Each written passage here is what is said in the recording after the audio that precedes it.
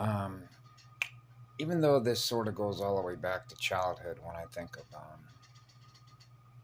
technology, what is tech, right? A wagon wheel, right? How much time or the use of our energy does it take to build a wagon wheel, right? Like made out of wood. So you got to cut a living tree down to do that, right? Unless there's already dead wood on the ground, right? Which means that the tree couldn't sustain itself in its own state of awareness by the energy that it's aware of, which is what a tree is as a mirror, right?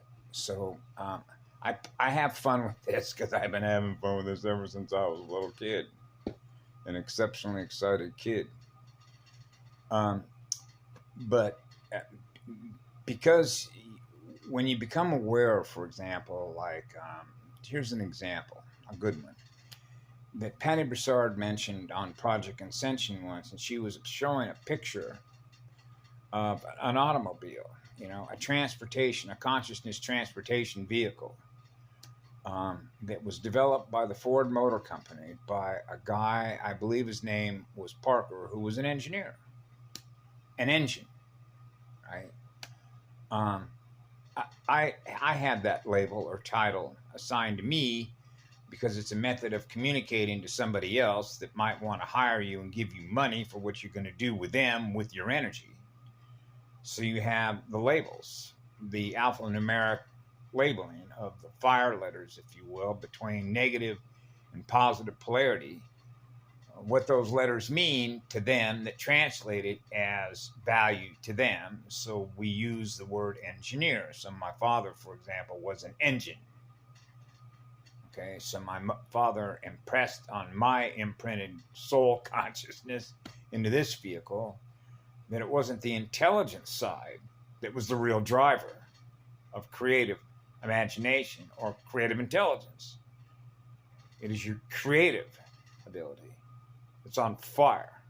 Your passion to create when you have an enormous amount of fire, which is fire that is in that light that is purified, that you're manifesting in your own mind, which is the energy, which is the purity of your heart and your soul, which is the purity of that light that can imagine a gazillion different arrangements in which your own mind is actually manifesting those possibilities.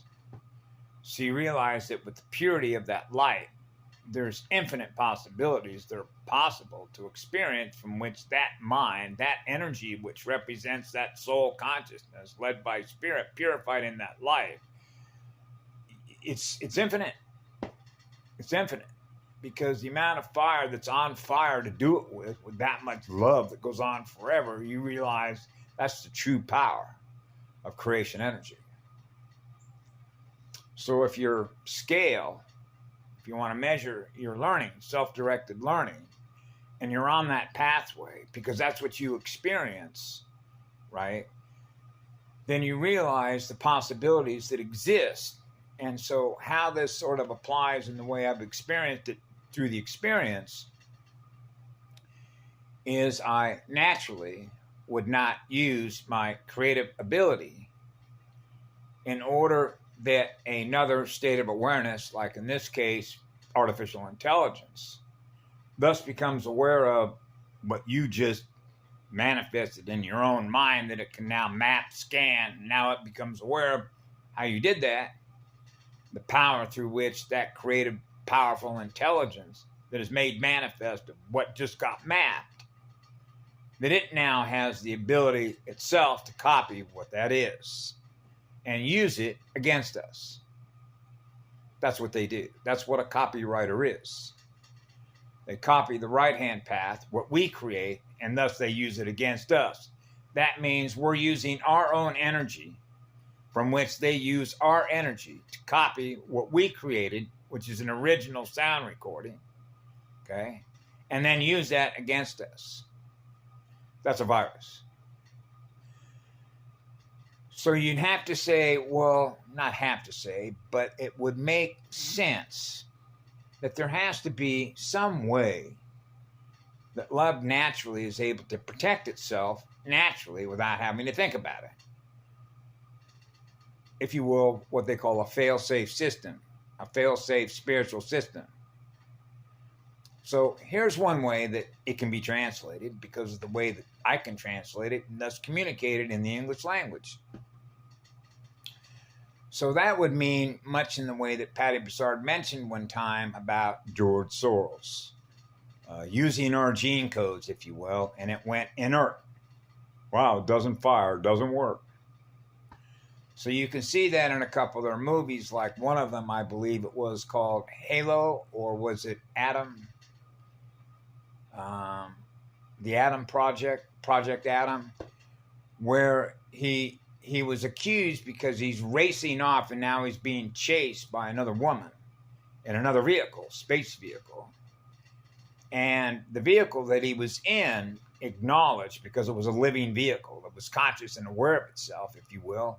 So what that means is that his state of consciousness is Adam, Project Adam, was able to acknowledge that he had a key, which means that the ship will work, which means that if you're not the right energy, which is the right identity in energy, then that vehicle will not take you through a portal or a gate, because it recognizes that you're not the original, if you will, or the proper identity, energetic identity that represents your core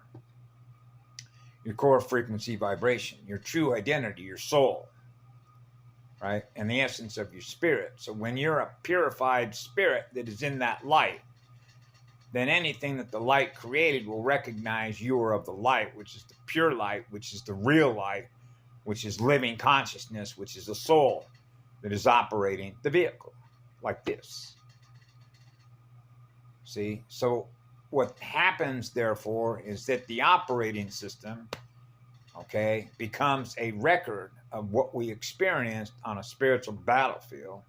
As a result, therein, that becomes a record. Okay? And so now we get into corrupted records.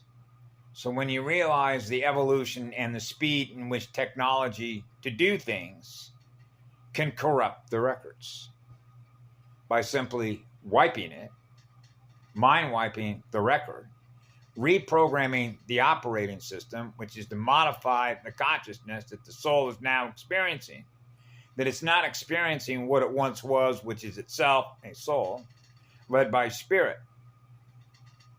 Now the record has been changed. The soul is gone, the spirit fell. Now it's a different consciousness transport system that's now held captive within an AI black mirror, a cube ship, a Borg cube. You don't remember your original identity. And this can be translated quite easily just within the historical record, if you will, of the energy that is being used to hold it in memory that we have access to. For example, what happened in the 17 and 1800s after Columbus, right? Isabella sent one of her pirates, okay, to hit the shores of Turtle Island. So you can see, for example, in modern day with one of the tribal elders of the Navajo talk about ancient spiritual knowledge that's been passed on from the holy people, as he put it, from one generation to the next. It is encoded in their language, so that each generation doesn't lose the ancient spiritual ancestral knowledge, okay, of knowing their identity from which they came. So that they don't lose through their children, so their children are not corrupted and they don't remember who they are through the language. So they corrupt the language of DNA, so that your consciousness, which is your soul, is modified and you don't remember the original template of the universal template. Okay? So when you get into the lines of communication between one branch family, parent branch family, and communicating to the template from which that branch was made manifest into creation through those codes, right? Acid and alkaline design, if you will. And so if you're not experiencing what you remember from whence you came, and you have another branch that has re-encoded you, or deleted codes and then modified it, then you're going to experience the consciousness from which those codes were put in. So that communication, that language of DNA is now associated in vibration perception with that particular species that did that to us, and that's what launched the war in heaven. Because now they're improperly coding the wrong branch, which is the wrong seal. That's a major code violation. That's a violation of the law of one. That's what launched the war in heaven. Because now they're recoding these in order for other units of consciousness to hold something captive to a parent branch that is not correct. Okay? That's one of the reasons why Yellow Rose mentioned about middle ground. Is because we wouldn't know that up there. The one would not know that up there unless I came in here to experience how this was happening. So it becomes a part of the universal record that gets corrected. Okay? Because let's say, for instance, I'm the father of my children, and now I realize what happened to my children. I'm not going to punish my children for what happened to them as a result of what the others did to my children. Okay? Out of the eternal love and compassion that I have for our children.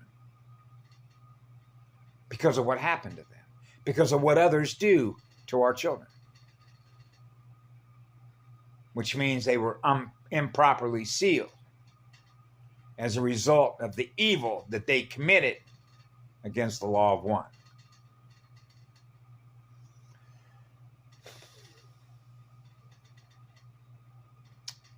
That's the truth of it. Oh, Yellow Rosie was right about that.